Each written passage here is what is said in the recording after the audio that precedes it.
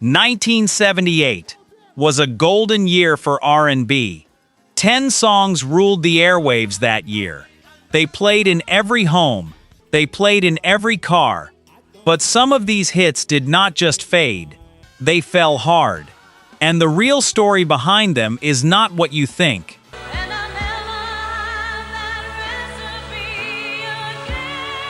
You may believe you know these songs, but do you know what happened after the fame stopped? Stay with us.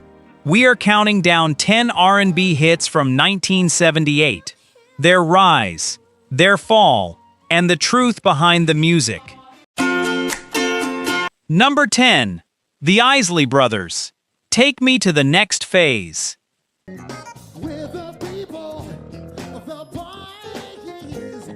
Picture a summer night in 1978. The windows are down. The bass is thick and warm. Somebody just turned this song up, and the whole block feels it.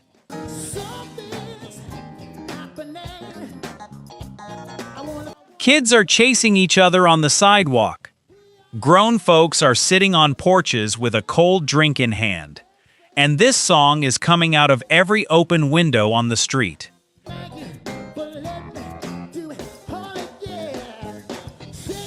This track came from the Isley Brothers during a time when the group was blending soul with funk and a smoother studio sound. By 1978, the brothers had already lived through more than one era of music. They started out singing gospel-influenced soul in the early 60s.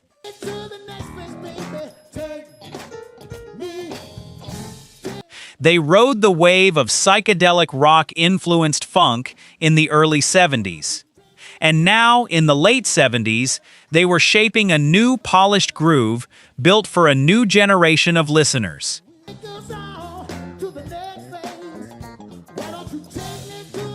This song was built for late-night radio and for house parties, where the older folks and the young folks could dance to the same groove without anybody feeling out of place.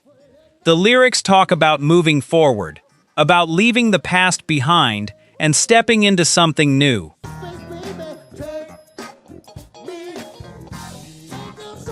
That message hit home for a lot of people in the late 70s who were watching the world change fast around them. Jobs were changing. Neighborhoods were changing. Music itself was splitting into new directions, with disco rising and funk holding its ground.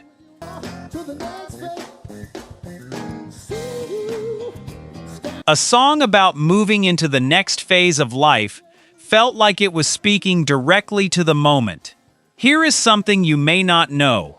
The Isley Brothers recorded so much material in this era that some of their strongest work almost got buried under their own catalog.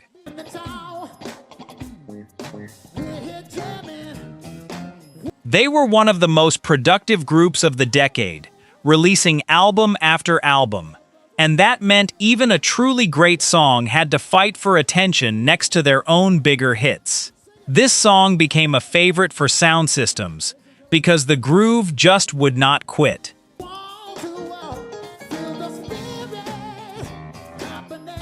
DJs loved stretching it out on the turntables because dancers never wanted it to stop. But over time it got overshadowed. The group had so many bigger hits before and after that this one slipped through the cracks for casual fans.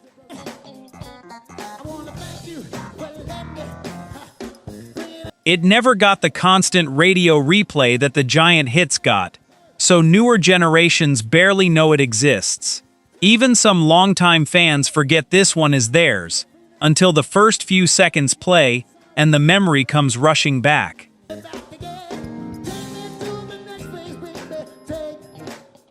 If you lived through 1978, this one might bring back a memory you forgot you had. Maybe a school dance. Maybe a car ride with your father driving slow, just so the song would not end too soon.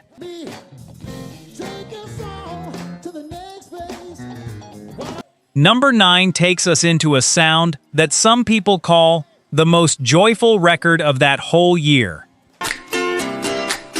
Number 9. Funk Shun. Fun.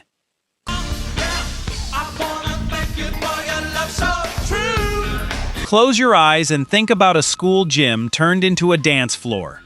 Colored lights spinning slow across the walls. A DJ who will not stop grinning because he knows exactly what he just put on the turntable. That is the feeling this song gave people the moment it dropped.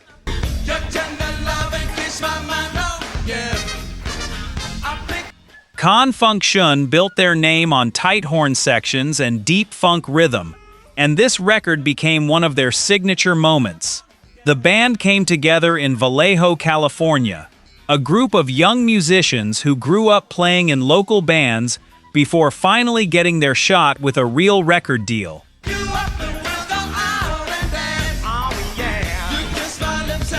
It came out through Mercury Records at a time when funk bands were fighting hard for space next to disco on the charts. Disco was loud and everywhere in 1978, and many funk bands worried they would get pushed out entirely.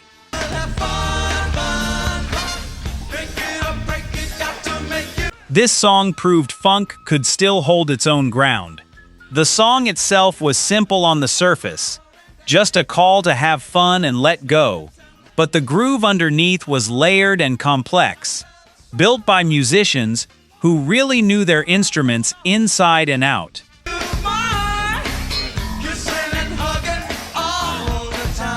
The horns punch in at just the right moments. The bass rolls underneath like a heartbeat.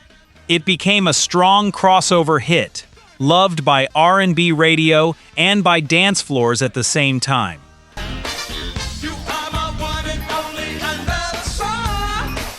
Bands sampled pieces of this sound for years afterward because that bass line never really left people's ears, showing up again decades later in new productions. Here is a fun piece of history.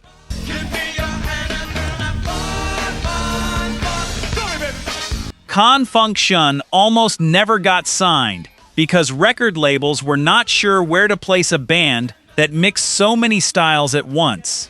They played funk, but they also leaned into pop hooks and smooth harmonies.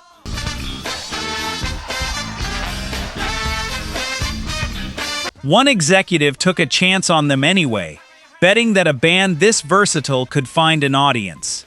This song became proof that the gamble paid off, turning into one of the defining party anthems of the year. Sadly, as disco took over more and more of the airwaves in the years right after,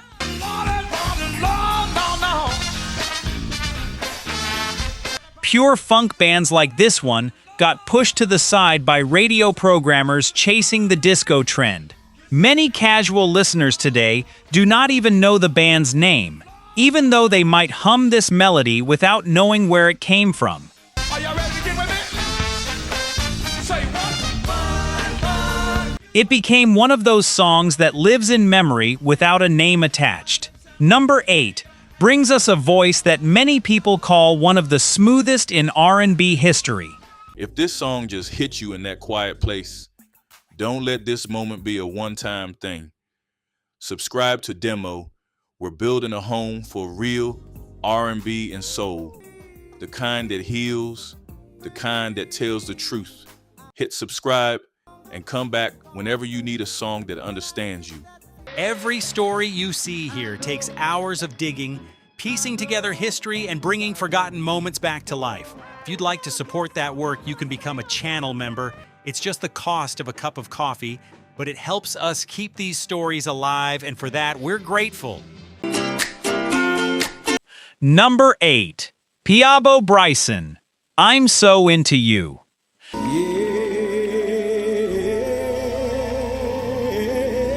This one feels different from the last two. It slows things down. It is a song for a quiet room, a candle burning low, a slow dance in the kitchen after the kids are asleep and the house has finally gone quiet.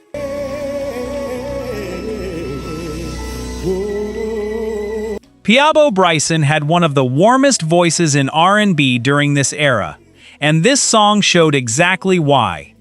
Bryson came from South Carolina, and by the late 70s he had built a reputation as a singer who could turn even simple lyrics into something deeply moving.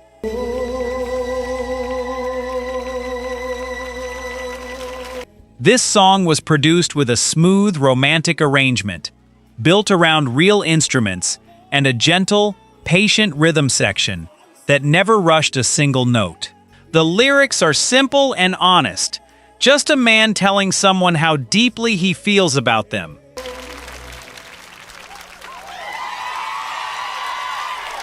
Without any tricks or flashy wordplay. That kind of direct, tender songwriting was the heart of R&B in the late 70s, before things got more produced and more polished in the years after. Close your eyes.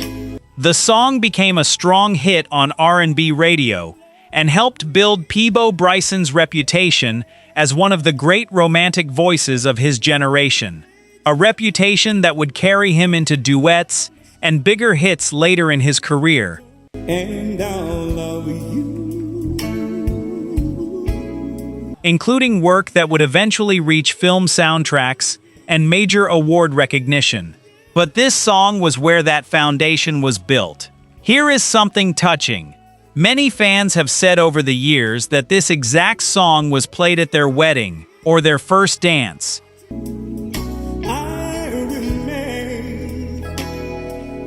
Even though it never became a massive pop crossover hit, it lived quietly in people's personal memories, instead of on every radio station in the country. It became a soundtrack to real, private moments, rather than a song blasted at every party.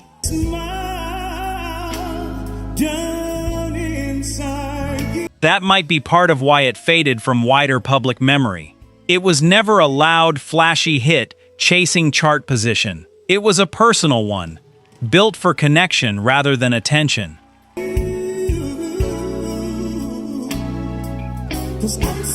And personal songs do not always get remembered by the masses, even when they meant everything to the people who actually lived them. If you're enjoying this journey so far, smash that like button so more people can discover these hidden pieces of history.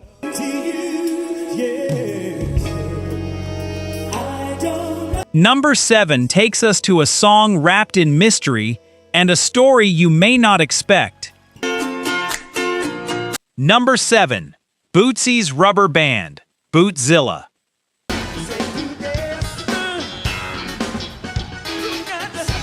Now the mood shifts again. This one feels wild, strange, almost like a cartoon, come to life through sound.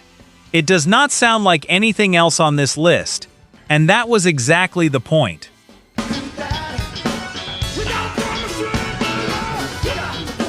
Bootsy Collins built his name playing bass for some of the biggest funk acts of the decade, learning his craft in bands that pushed rhythm and groove further than almost anyone else at the time. By 1978, he had his own band and his own wild vision, and he was not interested in playing it safe.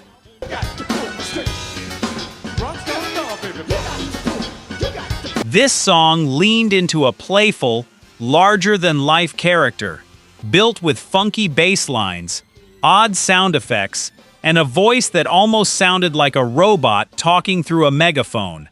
It was strange, theatrical, even a little silly on the surface, but it worked.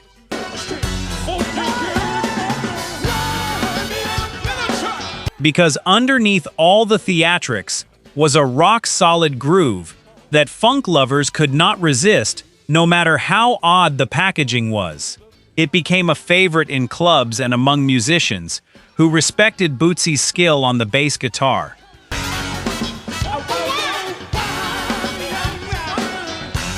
A skill that had already influenced an entire generation of funk and rock players. Many producers in later decades sampled this track when hip-hop and funk started blending together in a new way, giving this strange little song a second life it never expected to have.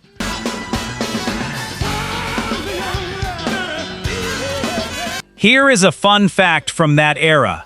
Bootsy recorded much of his signature bass work in long, loose studio sessions where the band would just jam for hours until something magical happened, sometimes with no clear plan at all going in.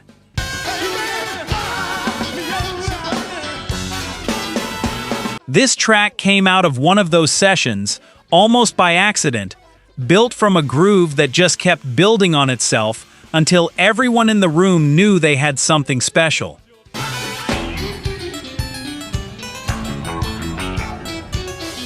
It became one of his most recognized pieces, all starting from nothing more than a feeling in a room.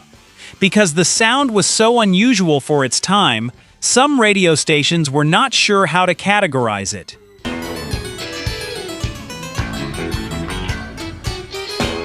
It was too weird for straight R&B stations and too funky for pop stations chasing a cleaner sound.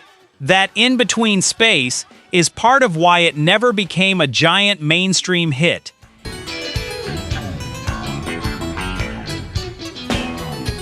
Even though funk fans still treasure it today as one of the purest expressions of what funk music could be when nobody was worried about playing it safe.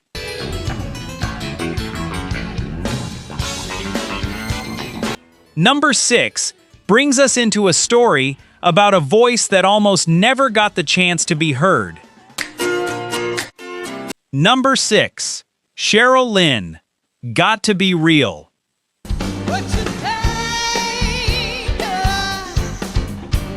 This is the moment the whole room stops talking. The bass line hits, and everybody, no matter their age, starts to move without even deciding to.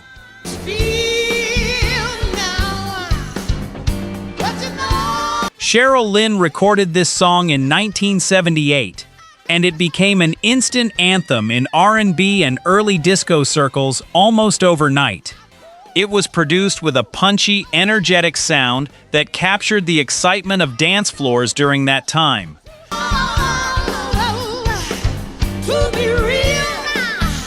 Built around a bass line that grabs you from the very first second and never lets go.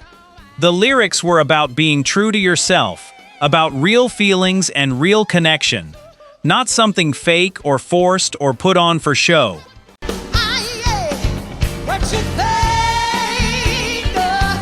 That message resonated deeply with listeners who wanted music that felt honest, even inside all that dance floor energy and glitter.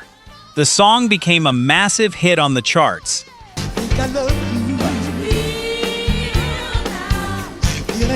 And later became one of the most sampled and covered tracks in R&B and dance music history. Artists across multiple generations have used pieces of this song because the feeling in it is timeless.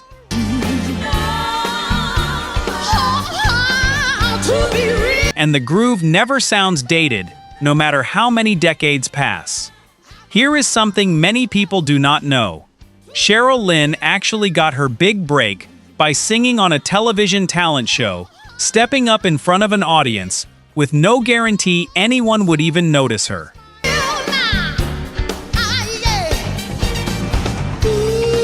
This song came soon after, as her very first single.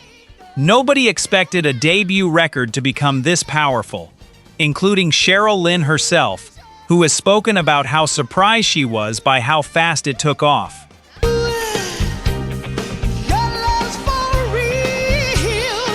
Even with all that success, her name is not always remembered the way the song is. Many people know every word to this track but could not tell you who actually sang it. That is the strange fate of some hits.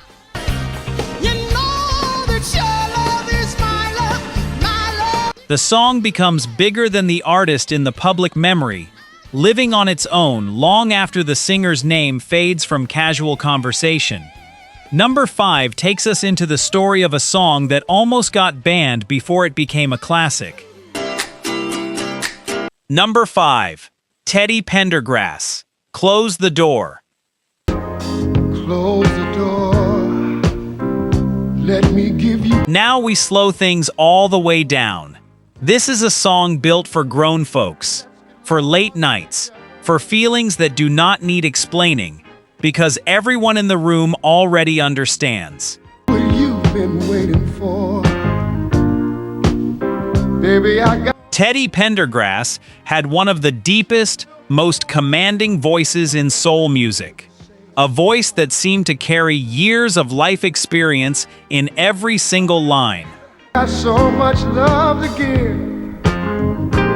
and I wanna give. By 1978, he was already known for singing directly and boldly about love and desire, having built that reputation both as a solo artist and earlier as the lead voice of a legendary vocal group. Give it all to you. This song was smooth and slow, built around a rich arrangement and a vocal performance full of raw emotion. The kind of performance that made listeners feel like they were sitting right there in the room with him. Close the door. The lyrics were intimate, direct, and honest about romance in a way that felt daring for its time. It made Teddy Pendergrass a symbol of grown, unapologetic soul singing, a voice that spoke to adults without any shame about what adult love actually sounds like. No need to worry no more. The song became a major R&B hit and helped shape the sound of what many people now call quiet storm radio, a format built around slow, romantic soul music played late at night for listeners who wanted something deeper than daytime pop. Let's bring this day to a pleasant end. But here is the part we teased earlier. This song touched on a real controversy. Some radio programmers at the time felt the lyrics were too bold, too suggestive for daytime airplay. Some people say certain stations limited when they would play it, holding it back for nighttime hours only. Girl, it's me and you now. In interviews over the years, it has been said that this kind of tension between artistic honesty and radio comfort followed Teddy Pendergrass through much of his career. I've waited all day long. There are different versions of the story, but most agree that the industry was still figuring out how open R&B music was allowed to be about adult love and desire, and Teddy Pendergrass was often right in the middle of that struggle. Just to hold you in my. Rather than hurting the song, this tension seemed to boost its mystery. Fans who heard it late at night felt like they were part of something special, something a little forbidden that not everyone got to experience. And just exactly like I thought. It pushed the song into a kind of legendary status among Quiet Storm listeners, even if it never got the wall-to-wall daytime airplay some other hits received during that same year. Thought it would be me loving you and you love. That mix of raw honesty and industry caution is part of what makes this song's legacy so powerful today, decades after it was first recorded in a studio full of people who knew they were making something different.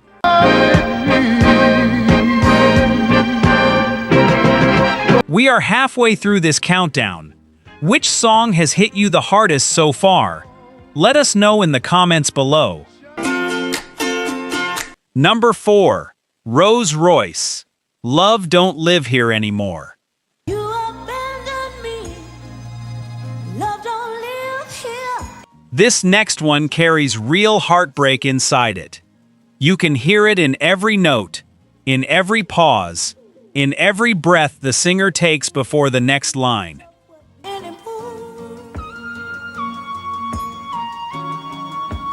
Royce had already built a strong reputation through their work on film soundtracks earlier in the decade, giving them a level of recognition that most funk bands never reached.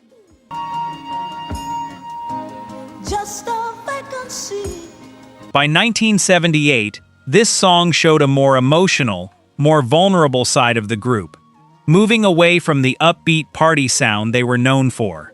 It was a ballad about loss, Love don't live here anymore. about coming home to a house that no longer feels like home because love has walked out the door and taken something with it that cannot be replaced. When you lived The arrangement was lush and cinematic, almost like a small movie playing out in sound, with strings and a slow-building rhythm that let the emotion breathe. Inside of me, there was nothing I could conceive that you The song became a big hit on R&B charts and later found new life when other artists covered it in different decades, proving how strong the songwriting truly was underneath all the emotion, strong enough to survive being reinterpreted by voices that never knew the original moment it was written in. wouldn't do for me. Here is an interesting piece of history.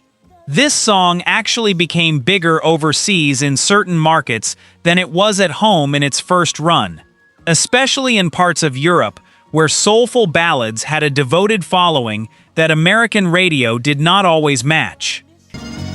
Trouble seems so far away. You change. It took on a second life through import records and dedicated soul fans who kept spinning it long after American radio moved on to newer trends, keeping the song alive in scenes far from where it was recorded. Is it right away, baby? You abandoned. Part of why casual fans forget this song is because Royce is mostly remembered for their upbeat dance hits, the songs that filled dance floors and got played at every party. This slower, more painful song gets overshadowed by the group's more famous party tracks. Love don't live here anymore. Even though many longtime fans consider it their most emotionally powerful recording, the one that shows what the group could really do when they slowed down and told the truth.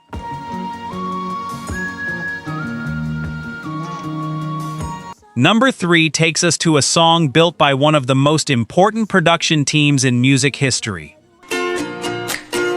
Number 3, Chic, Le Freak. Listen to us, I'm sure you'll be amazed. Now the energy explodes. This is the sound of an entire era of nightlife captured in one song. A song built to fill a room the moment it starts. Big fun to be had by everyone. It's up to you. Chic was built around two visionary musicians who wanted to create dance music with real musicianship underneath it, not just simple beats thrown together to fill time on a record. Sure they can be done. Young and old, I do it. This song came out of a real-life moment of frustration turned into celebration, and it became one of the most successful dance records of the entire decade. I'm told. Just one try, and you too will be so. The lyrics were simple and joyful, just an invitation to let go and dance. But the musicianship behind it, the guitar work, the bass line, the rhythm section, was some of the most respected playing of that entire era, studied by musicians for decades afterward. It's called a freak. They're doing it night and day. The song became a massive crossover hit, dominating both R&B and pop charts at the same time, something very few records managed to do that year. It helped define an entire sound that dance music would build on for years afterward. Allow us, we'll show you the way. And it has been sampled more times than almost any other song from this era, showing up in hip-hop and pop music across multiple generations who found new life in that same groove. Here is a story many people love.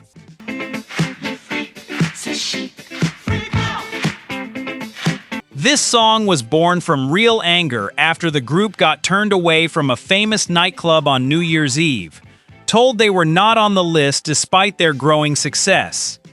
Instead of staying upset, they turned that frustration into a phrase and then into one of the most joyful songs ever recorded.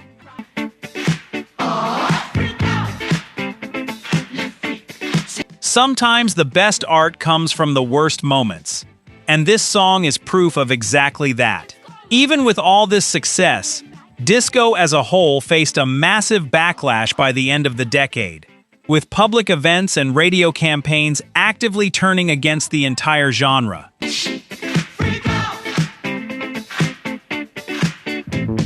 Many disco-era records got unfairly lumped together and dismissed by parts of the industry during that backlash. This song survived that backlash better than most. All that pressure got you down. But it still gets remembered more as a disco moment than as the deeply soulful, musically rich R&B record it truly is, underneath all that dance floor shine. That's your head spinning all around. Feel the rhythm. Number 2 brings us to a song built around one of the most powerful voices of the decade. Number 2, Donna Summer, MacArthur Park. Spring was never waiting for us, dear. This next song feels like a journey. It builds, it swells, it takes you somewhere far from where it started, almost like watching a story unfold in real time. It ran one step ahead as we Donna Summer was already one of the biggest voices in music by 1978, known for blending soulful, emotional singing with adventurous orchestral production that other artists were not brave enough to attempt. followed in the dance. This song was a bold reimagining of an older composition, stretched into a dramatic, powerful new version built for the dance floor and for the radio at the same time. Something almost nobody else was doing with a song this ambitious in length and structure.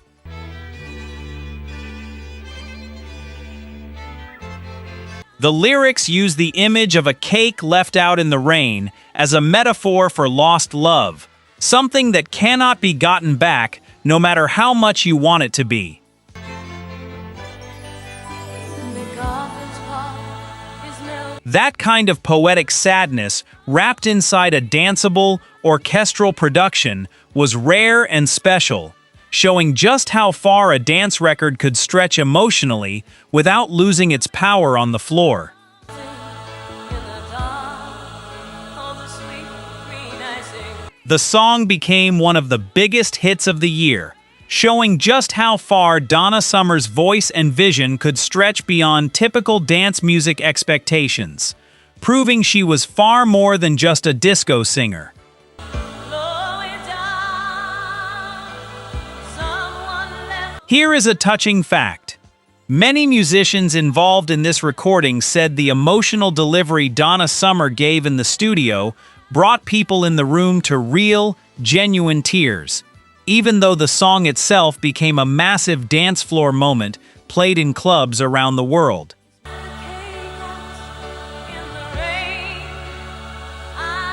That contrast between deep sadness and pure celebration is part of what made it so unforgettable, and part of what made Donna Summer such a rare and important artist of her time. Because this song is so tied to the sound of that specific era,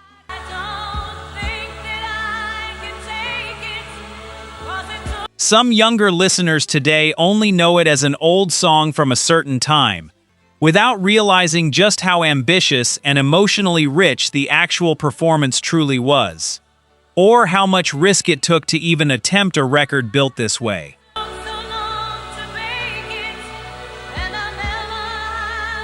And now we arrive at number 1, the song that many people from this generation still consider the true heartbeat of 1978. If this song just hit you in that quiet place, don't let this moment be a one-time thing. Subscribe to Demo. We're building a home for real R&B and soul, the kind that heals, the kind that tells the truth. Hit subscribe and come back whenever you need a song that understands you. Every story you see here takes hours of digging, piecing together history, and bringing forgotten moments back to life. If you'd like to support that work, you can become a channel member. It's just the cost of a cup of coffee, but it helps us keep these stories alive, and for that, we're grateful. Number 1, Earth, Wind, and Fire, September.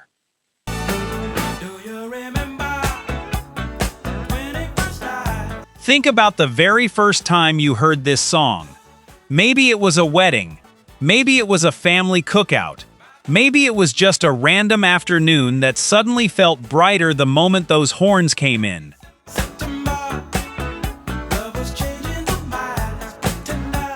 Earth, Wind and Fire had already built one of the most respected catalogs in music by 1978, blending soul, funk, jazz, and pure joy into their sound in a way almost no other group could match.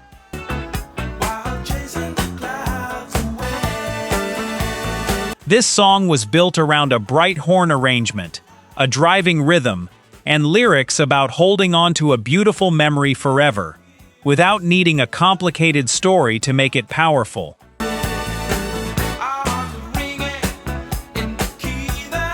It did not try to explain a deep story.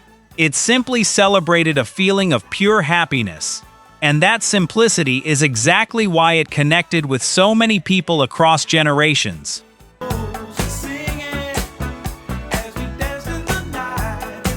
From the year it came out, all the way to today, the song became one of the most enduring hits in R&B history, still played at celebrations decades later, still instantly recognized within just a few seconds of the horn intro, no matter the age of the crowd hearing it.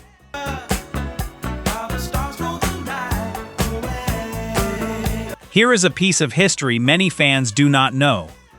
The famous line in this song about a certain date was chosen mostly because it simply sounded good when sung out loud, not because of any specific meaning behind it.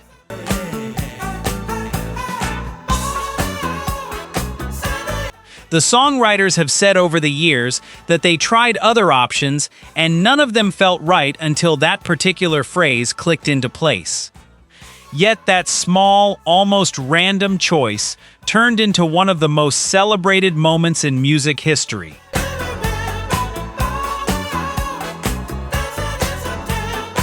Proving that sometimes joy does not need a deep explanation to last forever.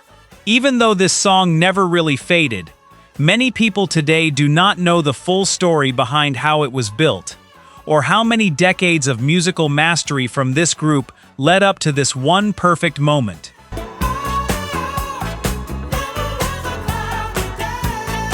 It stands at the top of this list not because it fell into obscurity, but because it represents everything R&B music from 1978 was capable of. Joy, skill, soul, and a memory that never gets old no matter how many years pass.